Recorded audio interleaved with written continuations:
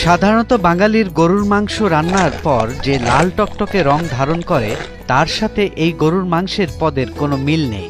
এমনকি এই পদটি রান্না করতে আলাদা কোনো মশলা ব্যবহার করা হয় না। আমি লাস্ট মালদ্বীপে গিয়েছিলাম, সেখানে ওদেরটাও ট্রাই করেছি, কিন্তু ওদের চেয়ে আমাদের দেশের রান্না ভালো।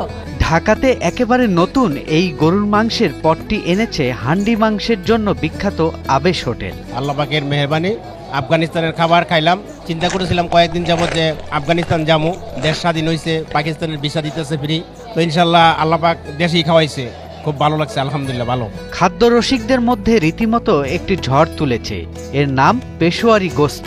কোনো ধরনের বাড়তি মশলা ছাড়া শুধু ঘি, লবণ এবং কাঁচামরিচ এই রান্নার উপকরণ। পেশোয়ারি বিফ এবং পেশোয়ারি নলি, এটার মধ্যে কোনো মশলা নাই। মশলা ছাড়া মানুষ বলে যে 65 রকমের মশলা, 70 পদের মশলা, মানুষকে লোভনীয় করিয়া মানুষকে কি খাওয়াচ্ছে আমি তা জানি না, কিন্তু আমি একজন শেফ হিসেবে বলি যে মশলা ছাড়া মাংসর যে একটা কি টেস্ট, আপনারা এই স্বাদটা গ্রহণ করতে পারবেন। কোনো মশলাই নেই, ঘি আর লবণের মাধ্যমে কাজটা করা হয়। 65% পর্যন্ত বিদ্যুৎ বিল সাশ্রয় করে আপনাকে রাখে প্রশান্তিতে।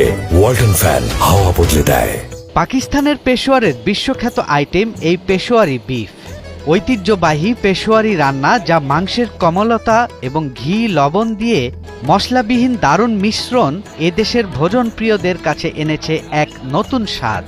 ঐতিহ্যবাহী পেশোয়ারি রান্না যা মাংসের কোমলতা এবং ঘি, লবণ দিয়ে মশলাবিহীন দারুণ মিশ্রণ এদেশের ভোজনপ্রিয়দের কাছে এনেছে এক নতুন স্বাদ। মশলা কম, আর সবচেয়ে বড় কথা মানে এই স্টাইলে প্রথম এদিকে দেখলাম আমি, কি অনেক মজাদারও, খাবার অনেক টেস্টি। আমি অন্য অনেক জায়গায় ফিশ বারবিকিউ ট্রাই করেছি, কিন্তু এখানকারটা বেশি মজা। অ্যাটলিস্ট আমাদের এখন আর কোথাও যাওয়া লাগবে না, বনশ্রীতে চলে আসছে। আরও আছে পেশোয়ারি নলি স্পেশাল, যা একটি স্বতন্ত্র এবং জনপ্রিয় গরুর পায়ার ডিশ, যা বিশেষ করে নেহারি মাংসের স্বাদকে নতুন মাত্রা দিয়েছে।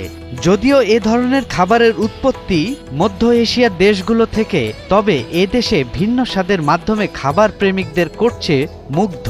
তাহলে তো আরেকটু খাইয়া দেখতে হবে, কারণ হচ্ছে আমি মাত্র শুরু করলাম, 1 চামচ খাইলাম, আমার কাছে অনেকটা ওই যে স্পাইসি নাই দেখে হচ্ছে ওই ইয়ার মতো লাগলো, কি বললাম, দুধ দুধ দুধ দুধ মানে ফিল হইতেছিল। ওই যে ঘিয়ের ফ্লেভারটা একটু বেশি আসছে, আর স্পাইসি ফ্লেভারে আমরা তো অভ্যস্ত, কিন্তু ওটাতে স্পাইসিটা খুব কম দেওয়া। মানে স্পাইসি না হলেও একটা ঘিয়ের ইম্প্যাক্ট আছে আর কি। ঘিয়েতে আপনার দেশি ঘিয়ের স্মেল আসে, একটু ডিফারেন্ট।